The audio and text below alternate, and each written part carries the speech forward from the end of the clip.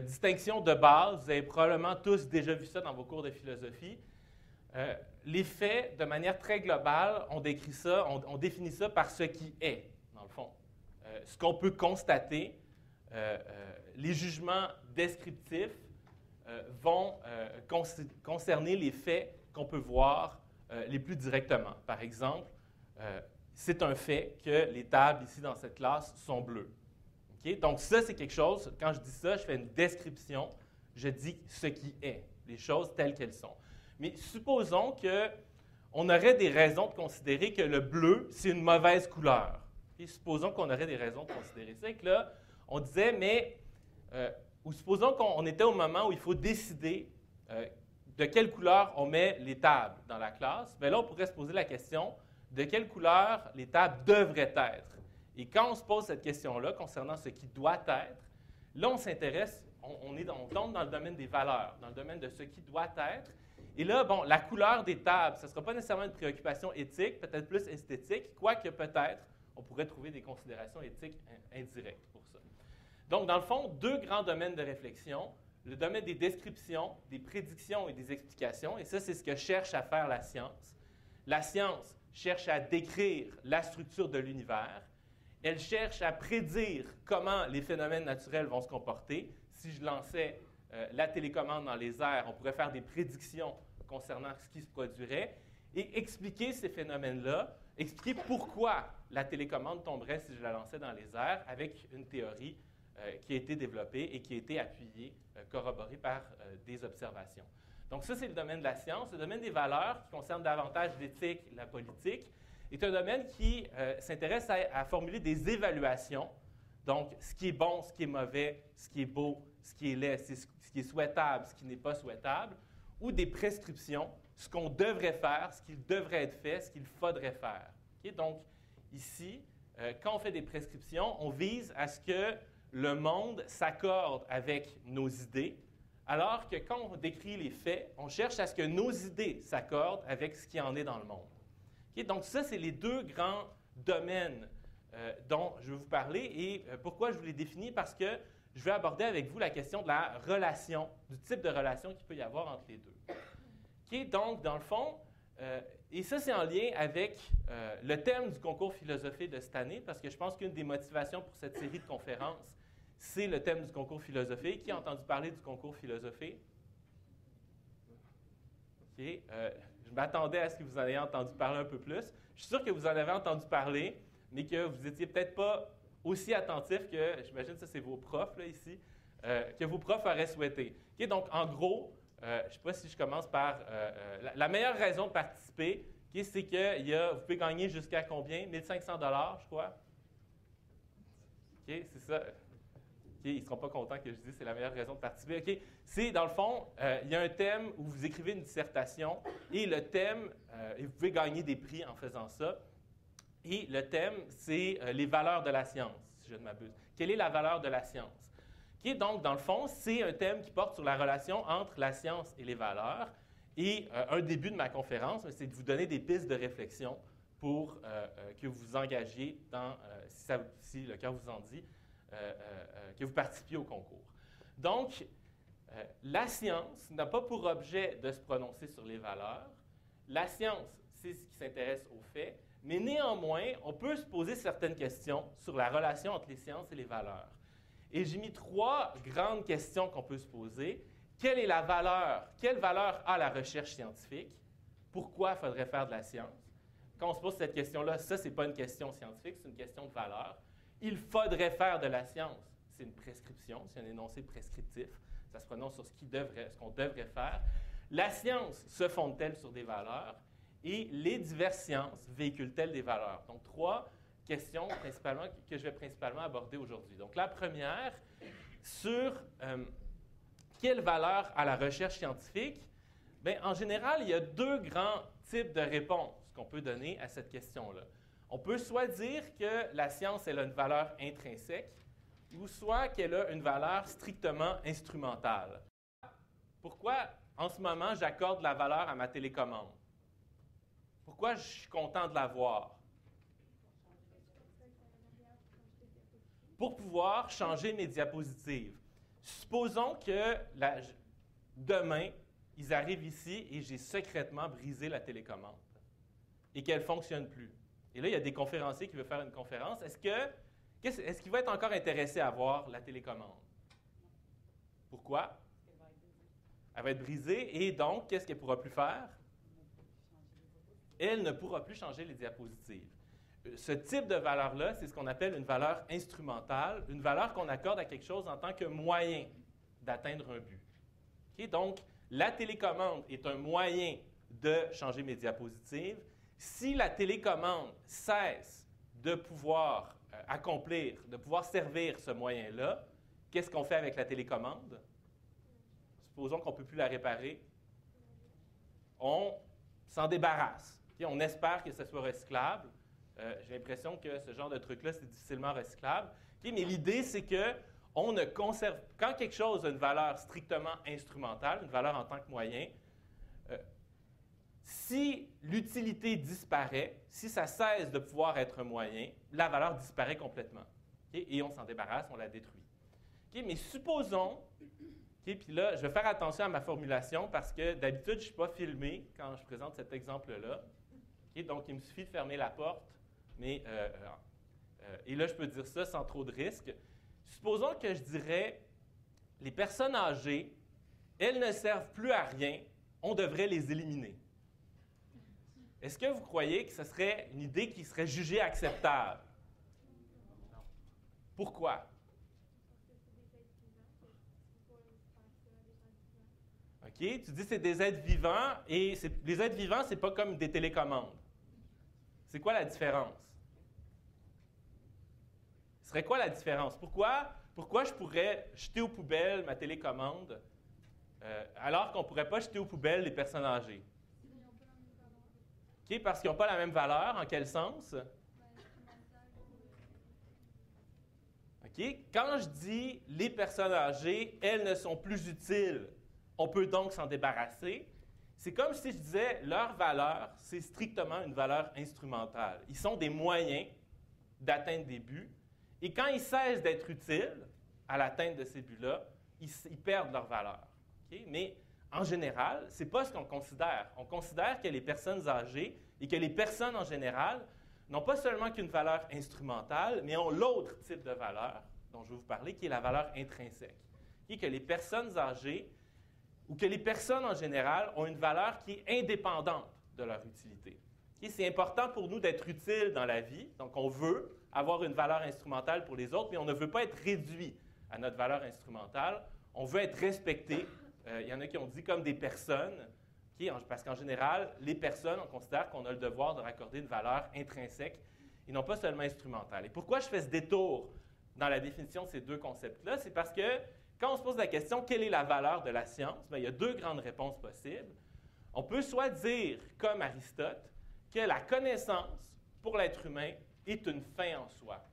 Que connaître, pour un humain, c'est constitutif de ce que c'est s'épanouir en tant qu'humain. Être pleinement humain, accomplir pleinement son potentiel d'être humain, ça implique de développer des connaissances. Et donc, la science, dans ce cas-là, aurait quel type de valeur? Elle aurait une valeur intrinsèque. Okay? La science n'est pas simplement valable parce qu'elle est utile à l'être humain. Okay? Elle est utile au plan des débouchés qu'on peut en dériver. La science, pour elle-même, a une valeur. Okay? Et ça, c'est un type de réponse. Donc, à quelle est la valeur de la science? Il y en a qui pourraient dire la science a une valeur intrinsèque. Et là, expliquer qu'est-ce que c'est la valeur intrinsèque et essayer de défendre cette idée-là. Et l'autre grande possibilité, c'est deux philosophes modernes qui sont particulièrement connus pour avoir avancé cette idée-là. La fin ultime de la science, ce n'est pas le développement des connaissances lui-même. Connaître pour connaître, ce n'est pas vraiment important. Le développement, la fin ultime de la science, c'est l'amélioration de la qualité de vie humaine via le développement des technologies. Donc, pourquoi il faut développer la science et pourquoi il faut que la société finance la recherche scientifique? Ce n'est pas parce que c'est bon de connaître pour connaître, c'est parce que développer des connaissances, ça nous permet de développer ensuite des technologies qui permettent supposément l'amélioration de la qualité de vie humaine. Et donc, dans une perspective comme celle-là, la valeur de la science. Ce serait une valeur instrumentale. La science n'aurait pas de valeur en elle-même, mais seulement une valeur en tant que moyen d'améliorer la qualité de vie humaine. Okay? Ce qui veut dire que la recherche scientifique, bien, il faudrait la financer seulement quand elle est susceptible d'amener des débouchés qui améliorent la qualité de vie humaine.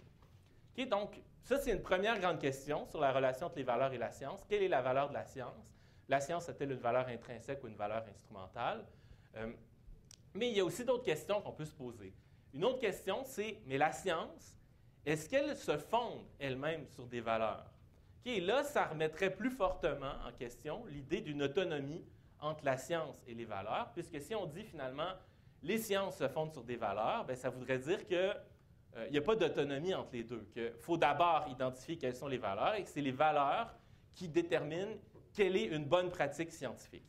Okay, mais encore là, pour répondre, donc ça veut dire que les jugements de fait que fait la science ne seraient pas uniquement basés sur l'observation, mais ils seraient basés sur les valeurs qu'ont les scientifiques quand ils font leurs recherches.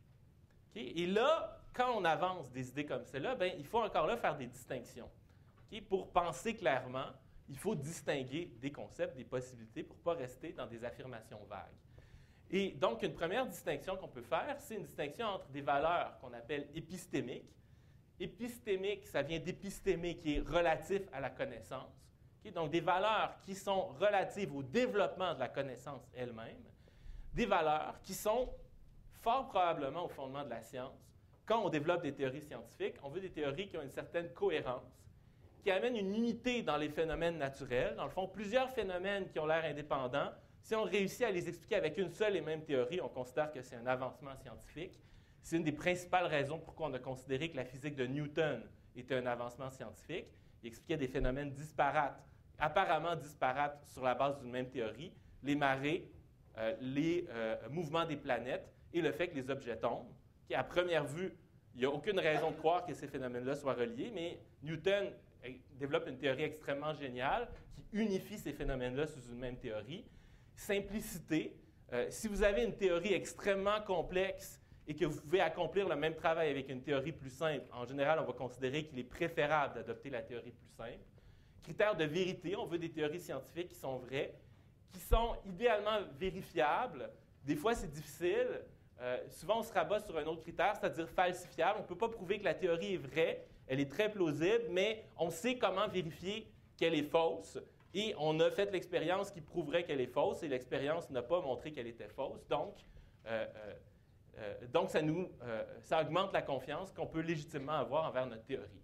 Donc, vous voyez que ça ici, c'est des valeurs, mais ce n'est pas ce qu'on vise d'habitude quand on utilise le mot valeur. Tu sais, quand on dit « c'est pas dans mes valeurs de faire tel truc », cette personne-là a des valeurs qui ressemblent aux miennes, cette personne-là n'a pas des valeurs qui ressemblent aux miennes.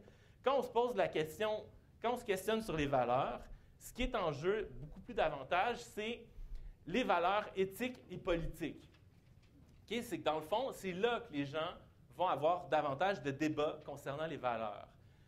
Des valeurs qui concernent ce qui est bien, ce qui est mal, ce qu'on doit faire, ce qu'on ne doit pas faire, qu'est-ce que c'est être cruel, qu'est-ce que c'est être admirable. Okay? Donc ça, c'est des valeurs qui correspondent, qui concernent davantage l'éthique. Qu'est-ce qui est juste? Des valeurs qui concernent la politique. Et ça, c'est ces valeurs-là dont on considère que la science doit être indépendante. La science est supposée être neutre par rapport à ces dernières. Lorsqu'une pratique scientifique ne l'est pas, n'est pas neutre par rapport à des valeurs éthiques ou politiques, elle devient de la pseudo-science. Okay? Donc, dans le fond, l'idée selon laquelle la science doit être neutre par rapport aux valeurs vise davantage les valeurs éthiques et politiques. Okay? Donc, la science se fonde-t-elle sur des valeurs, fort probablement des valeurs épistémiques, des valeurs éthiques et politiques, ça semble aller à l'encontre de ce que c'est supposé être de la science, si on disait que la science est fondée sur des valeurs éthiques et politiques. Donc, je vous donne des exemples dans l'histoire de la science où cette autonomie de la science par rapport à des valeurs éthiques et politiques n'a pas été respectée. On a utilisé la science pour donner des pseudo-justifications à des projets politiques douteux. Par exemple, lorsqu'on a utilisé la biologie darwinienne pour justifier le capitalisme, l'impérialisme ou le racisme. Okay? On utilise une théorie scientifique qui décrit la réalité. Dans la nature, il y a une lutte pour la survie, c'est un fait, et on en dérive des idées au plan du devoir-être, au plan des valeurs. Donc, dans la société, il faudrait laisser libre cours et favoriser une lutte pour la survie de forme capitaliste, donc abolition des programmes sociaux qui favorisent l'accessibilité à l'éducation ou à la santé pour tous, par exemple. Justifier l'impérialisme sur cette base-là. Comme dans la nature, il y a une lutte pour la survie, c'est correct que les nations les plus puissantes dominent les nations qui ont moins de force militaire. Ou encore le racisme, qui est supposément parce que, et là on détournait la science vraiment, on comparait des crânes, par exemple, et on essayait de montrer que les humains qui avaient certaines couleurs avaient des crânes qui étaient moins avancés dans l'évolution parce qu'ils ressemblaient davantage à ceux de d'autres primates. Okay? Donc, on utilise frauduleusement la science pour justifier des projets politiques douteux. Okay? Un autre exemple, lorsqu'on utilise l'économie pour justifier des baisses de salaire, et ça, vous avez ça régulièrement, il faut baisser les salaires parce qu'au nom de l'économie, il faudrait le faire, mais l'économie est censée être une science descriptive, est censée nous dire ce qui est et non pas ce qu'on doit faire. Okay? Lorsqu'on utilise l'écologie pour justifier, par exemple, des projets de stérilisation forcée des populations, supposément, la Terre serait surpeuplée, il y a beaucoup d'humains sur Terre, mais déjà là, c'est un jugement de valeur, parce que quand on dit ça, c'est il y a trop d'humains sur Terre, c'est un jugement de valeur. Donc, il faudrait stériliser contre leur gré des populations pour contrôler l'augmentation démographique. Il y a des projets comme celle-là qui ont été proposés et frauduleusement justifiés sur la base de la science écologique. Okay? Donc, en violant l'indépendance entre les jugements de fait et les jugements de valeur.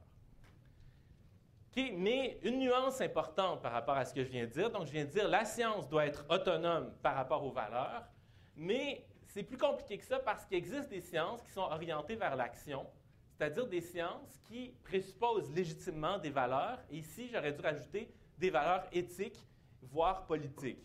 Okay, donc, des sciences qui n'ont pas une visée purement descriptive, explicative ou prédictive, mais qui ont une visée vraiment d'intervention dans le monde. Okay, auriez-vous des exemples de sciences comme celle-là qui visent directement à informer des pratiques, okay, des choses qu'on fait?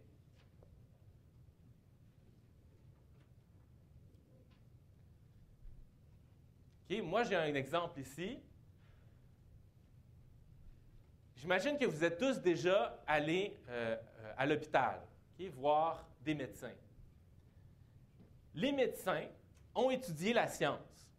Okay? Ils ont des études très approfondies de biologie, et le savoir qu'ils possèdent, juste le savoir au sens de la capacité de décrire, prédire et expliquer les phénomènes biologiques qui se passent dans votre corps, je ne vais pas vous faire peur, là, mais le savoir qu'ils ont leur donne tout autant le pouvoir de vous rendre extrêmement malade et de vous tuer que le pouvoir de vous guérir et de sauver votre vie. Les mêmes connaissances scientifiques peuvent atteindre tout autant les deux buts.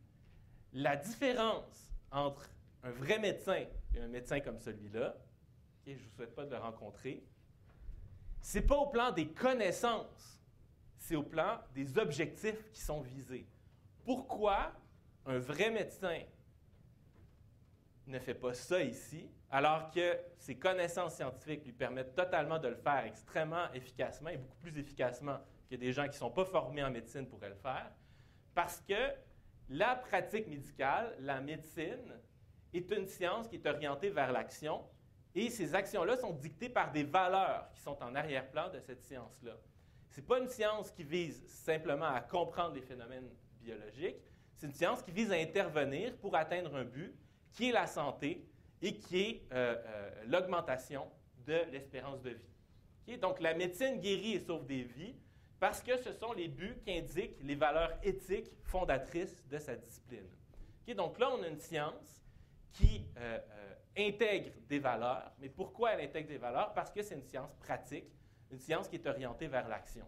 Et donc, quand on se questionne sur pourquoi on devrait faire pratiquer la médecine, là, c'est plus seulement les valeurs de la science elle-même qui comptent, mais les valeurs concernant l'impact que le développement de la médecine va avoir sur la société.